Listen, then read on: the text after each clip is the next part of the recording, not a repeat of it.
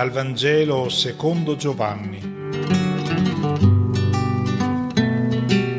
Subito lo Spirito sospinse Gesù nel deserto e nel deserto rimase 40 giorni tentato da Satana. Stava con le bestie selvatiche e gli angeli lo servivano. Dopo che Giovanni fu arrestato, Gesù andò nella Galilea, proclamando il Vangelo di Dio, e diceva: «Il tempo è compiuto e il regno di Dio è vicino. Convertitevi e credete nel Vangelo».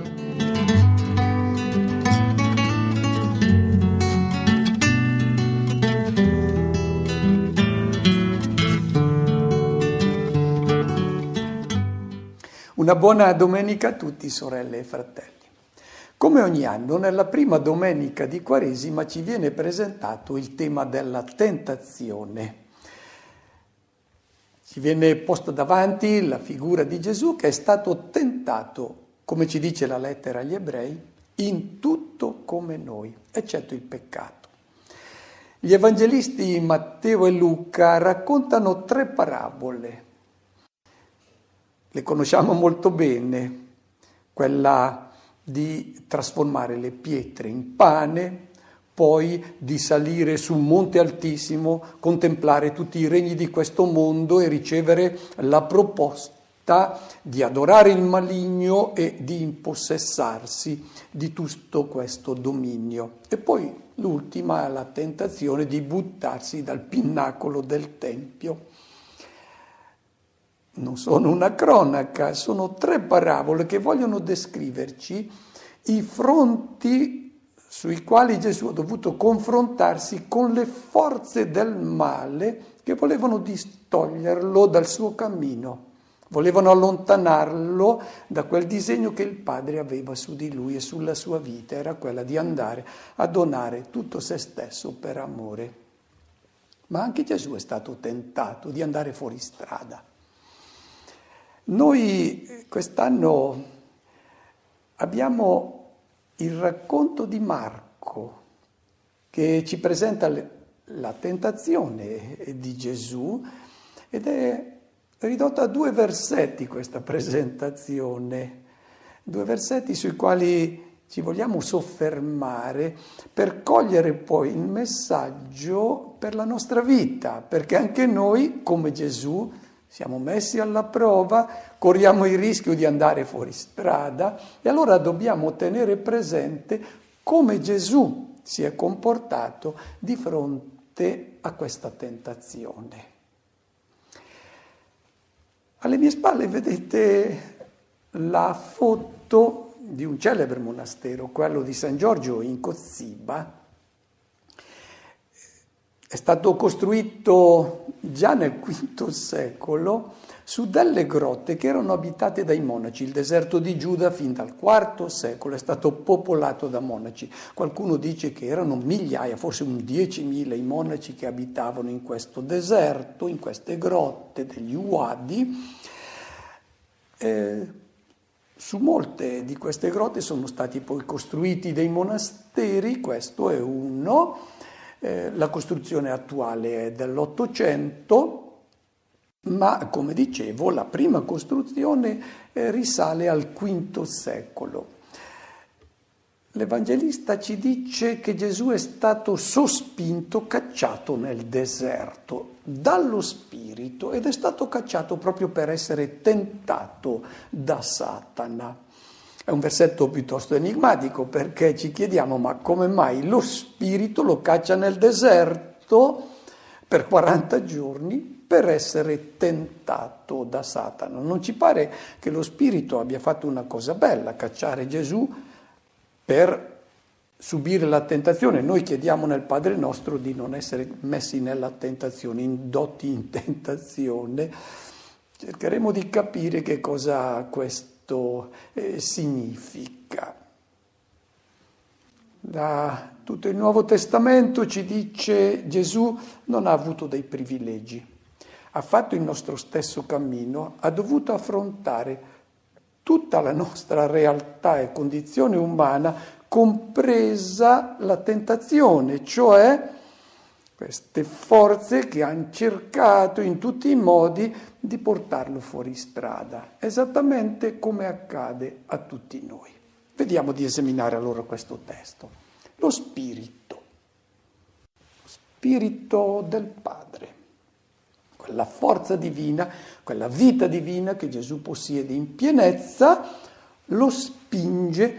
Il verbo è molto forte, ekballein vuol dire proprio cacciato, buttato dentro nel deserto per essere tentato. È importante chiarire bene questo verbo, in greco è peirazein. Peirazein può essere tentare, ma c'ha un altro significato che è quello che corrisponde a questo testo. Non è propriamente che è stato buttato dentro per essere tentato, cioè indotto al male. Il verbo peirazein qui significa mettere alla prova, cioè Gesù è stato messo in questo deserto perché deve affrontare la prova della vita.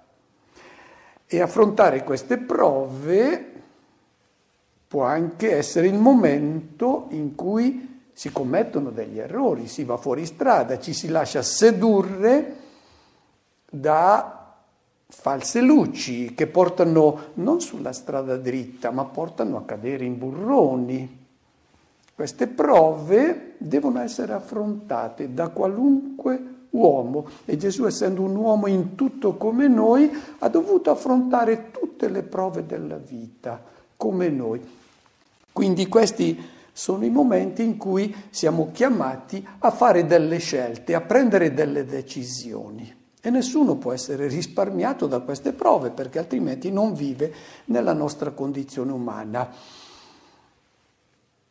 Come mai l'Evangelista colloca Gesù spinto nel deserto? Cosa rappresenta questo luogo? Sono molto densi di messaggio questi 2 versetti di Marco. Il deserto richiama subito l'esperienza di Israele. Per un israelita parlargli di deserto è subito essere indotto a ricordare ciò che è accaduto ai suoi padri quando hanno lasciato l'Egitto per entrare nella terra promessa e sono rimasti per 40 anni nel deserto, e tutta la generazione che era uscita dall'Egitto ha poi concluso la sua vita nel deserto. E da questo è uscita questa immagine che il numero 40 rappresenta tutta una generazione, tutta una vita. Allora ci chiediamo, ma Gesù è stato tentato soltanto 40 giorni nel deserto? La risposta è no.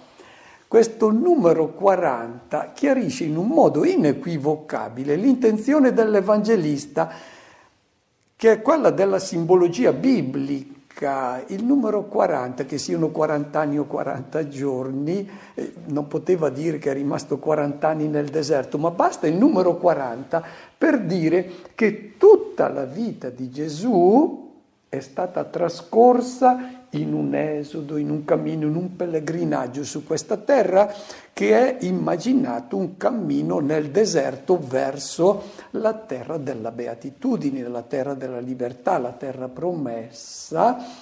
Ecco, questo numero 40 rappresenta tutta la vita di Gesù.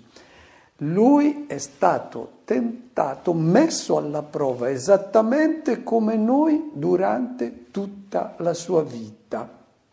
Nel deserto, quindi, dobbiamo dire, Gesù è entrato quando è nato, ha iniziato il suo esodo e durante questo cammino si è confrontato in ogni momento con Satana. Ed è stata una lotta dura che si è protratta poi nella sua vita fino al momento in cui è uscito vittorioso da questo deserto nel momento della sua morte. Questi sono i 40 giorni in cui Gesù è stato messo alla prova, come noi, in tutto. Tentato da Satana, stava con le fiere e gli angeli lo servivano. Cosa è accaduto in questi 40 giorni in questo deserto. Cos'è accaduto con Gesù? Ci dice il Vangelo che lui ha dovuto confrontarsi anzitutto con Satana, poi ci dirà che c'erano le fiere e c'erano gli angeli. Cerchiamo di identificare questi personaggi. Anzitutto Satana. Voglio dire una parolina su questo avversario. Avversario del disegno di Dio e su una persona. Anche Gesù ha dovuto confrontarsi con questo avversario. In tutta la Bibbia Satana indica colui che si mette contro. Nei testi più antichi, Satan è un nome comune, indica colui che si pone di fronte come avversario, come accusatore, come calunniatore. Lo troviamo anche nei Salmi, Satan. Un traditore è chiamato Satan. Questi nei testi più antichi. Satan indica semplicemente un avversario, un traditore. È un nome comune, non è il nome di una persona. Un caso tipico, quello di Davide. A un certo punto della sua vita Davide si mette con i Filistei per combattere contro Saul e va dal re Achish, il re dei Filistei, si presenta con il suo gruppo di guerrieri, dice che vuole mettersi a sua disposizione e Achish gli crede. Escono in battaglia e Davide si trova nelle retrovie. I generali di Achish vanno dal loro re e gli dicono: chi è quel personaggio che c'è là in fondo? Lo conosciamo molto bene, lui è un ebreo. E Achish risponde: è una persona affidabile. I generali gli dicono: Achish, lo mandi via. Perché? Perché quando noi saremo in battaglia, lui potrebbe diventare un Satana, cioè un traditore, uno che a un certo punto comincia a combattere contro di noi. Questo era il significato di Satan nei primi testi più antichi della Bibbia, quindi un avversario. Qualcuno o qualche cosa che si oppone a un progetto che uno ha. Più avanti, nel post-esilio, quando gli ebrei sono entrati in contatto con i persiani, è diventato il nome di una persona, ma anche qui era ancora un'immagine. Ricorre poi soltanto 3 volte nell'Antico Testamento con questo significato. Tipico è quello del libro di Giobbe, quando Satana va a quel consesso di figli di Dio che si radunano là e lui comincia a parlare contro Giobbe. E anche qui è l'avversario. Il significato però di questo personaggio è chiaramente parabolico perché è un'immagine presa dal mondo persiano. Nel regno dell'impero persiano c'erano le varie satrapie, c'era il grande sovrano, poi c'erano i satrapi e il grande sovrano aveva uno dei suoi servi più fidati che era incaricato di andare a controllare ciò che avveniva nelle varie satrapie. Era chiamato l'occhio del grande re o l'orecchio del grande re. Lui doveva andare a verificare come si comportavano i vari satrapi e poi riferiva, denunciava, metteva in cattiva luce coloro che aveva colto in fallo. Ecco, il Satana di cui ci parla il libro di Giobbe non è altro che questo personaggio che va a riferire a Dio ciò che lui ha visto fare sulla terra, quindi non è una persona cattiva, adempie il suo compito là davanti al Signore. E poi è venuta l'Apocalittica, allora è diventato il Satana, queste forze contro la vita dell'uomo, è stato presentato come una persona che si intromette nella vita degli uomini e cerca di indurli al male. Che cosa ha detto Gesù di Satana? Ha detto: io ho visto Satana cadere dal cielo come folgore. E qui Il riferimento è proprio al libro di Giobbe. Ricordiamo il Satan che andava da Dio per denunciare il male che aveva visto fare nel mondo, questo occhio del grande sovrano, e Gesù dice: in paradiso, davanti a Dio, questo Satan non ha più un servizio da svolgere, è scagliato sulla terra. Per quale ragione? Perché deve andare in pensione, non serve più. Questo andava bene con la concezione antica di Dio, quando Satana poteva denunciare gli uomini, ma adesso se li denuncia, Dio gli dice: io non posso non amarli, anche se fanno del male, io li amo lo stesso. Quindi è finito il servizio del Satana in cielo, scacciato via. Non va, è inutile che vada a parlare a Dio, a parlare male dei suoi figli, perché Dio lo scaccia. È stato scagliato sulla terra. Gesù l'ha visto cadere come folgore. Ma è bello anche quello che dice il capitolo 12 dell'Apocalisse, che ci parla allo stesso modo. Dice che è stato precipitato sulla terra il drago, il serpente antico, il diavolo, quello che chiamiamo Satana. E poi c'è il grande inno bellissimo: è stato precipitato l'accusatore dei nostri fratelli, colui che li accusava davanti al nostro Dio giorno e notte. È stato mandato via questo Satana. Chi è allora questo Satana?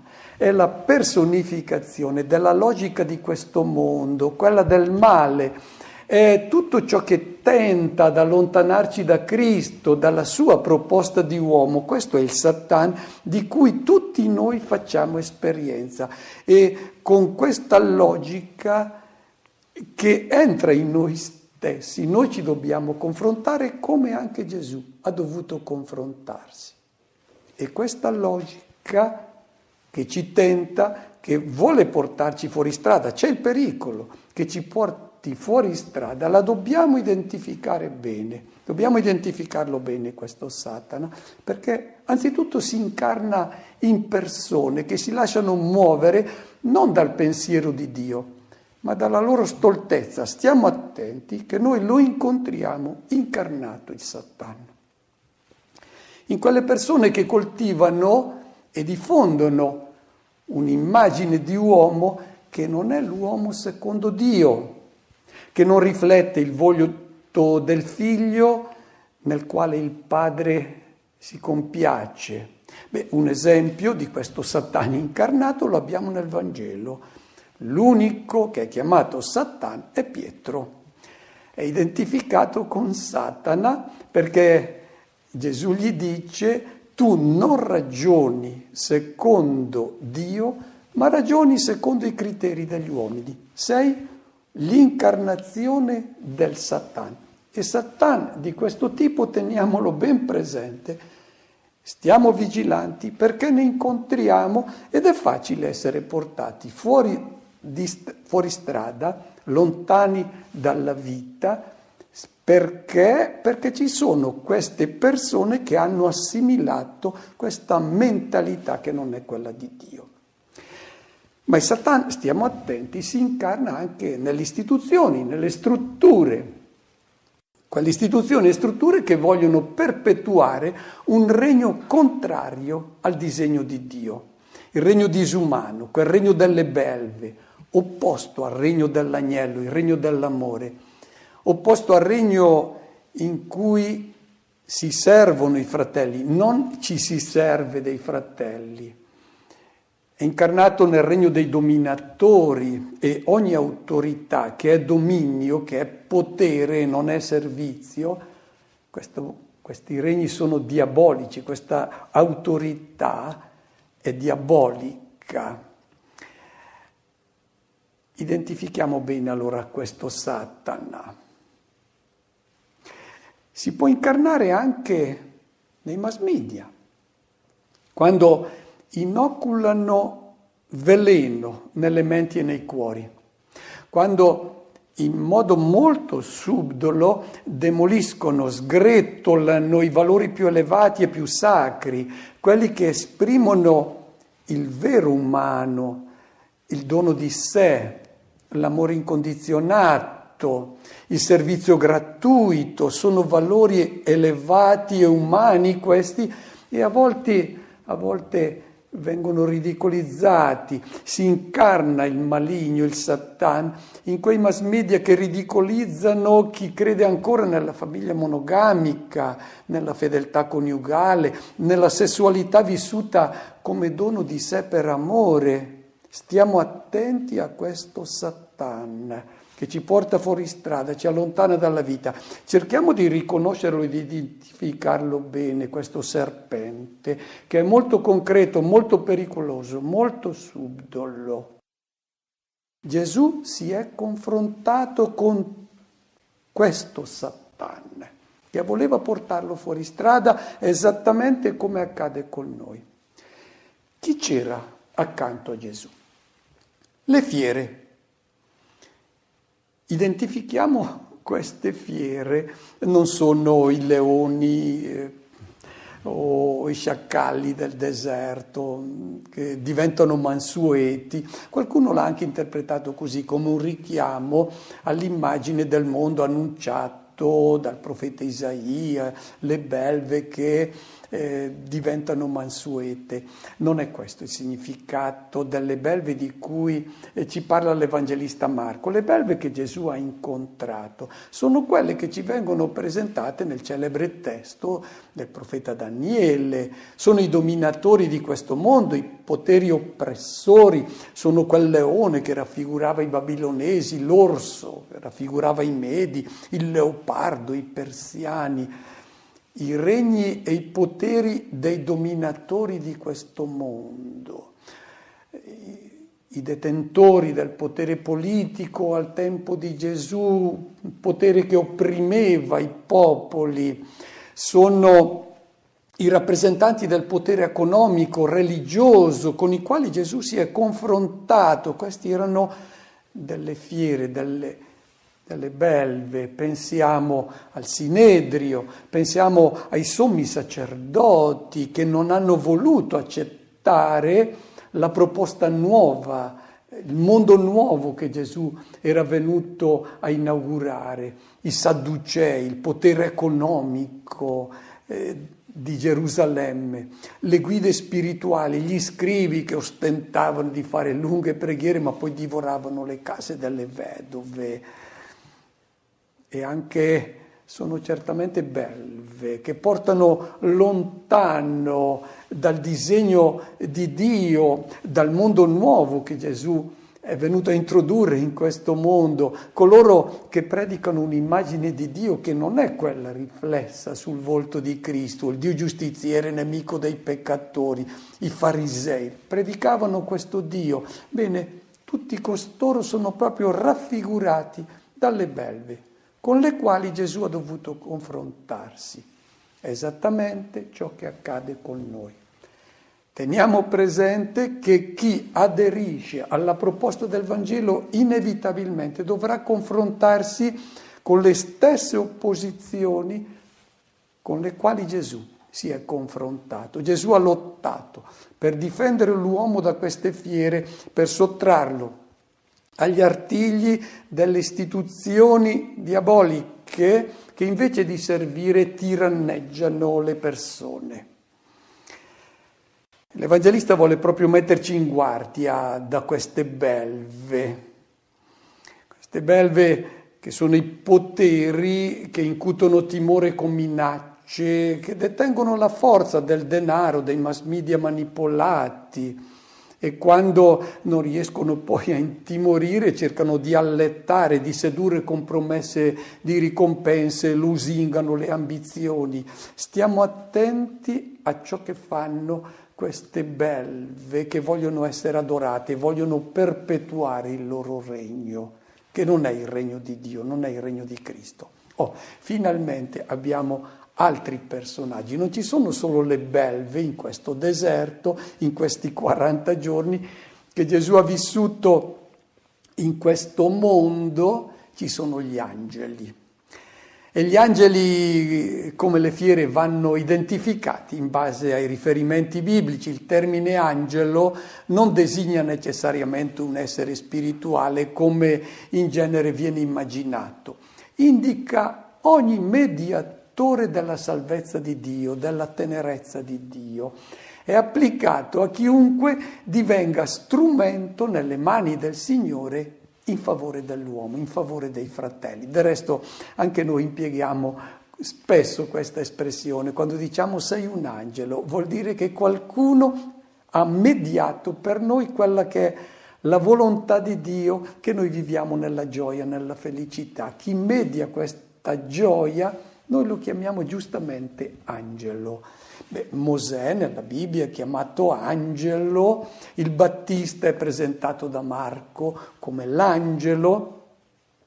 Angeli sono tutti coloro che si mettono dalla parte del progetto di Dio, collaborano con i disegni di Dio, si impegnano a portare avanti il mondo nuovo al quale Gesù ha dato inizio.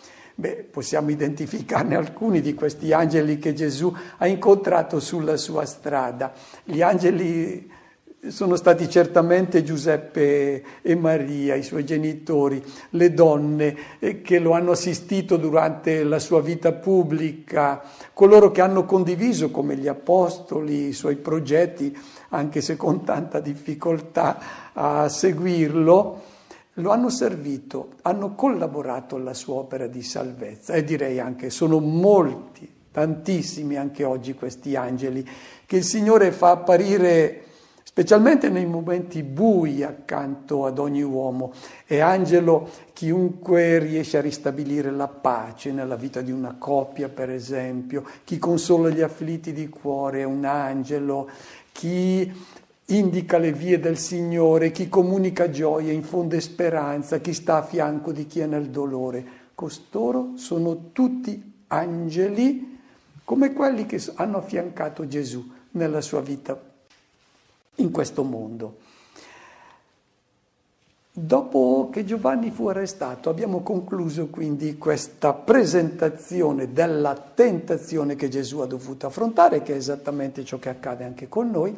E il brano evangelico di oggi conclude dicendo che Gesù si è recato nella Galilea e ha iniziato a predicare il Vangelo di Dio dicendo: il tempo è compiuto, il regno di Dio è qui.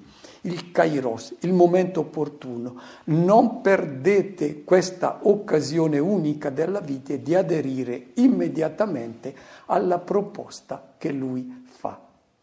All'inizio di questa Quaresima ci viene proprio richiamato questo bisogno che abbiamo di rispondere subito all'invito del Signore di dare l'adesione alla sua proposta, al suo Vangelo.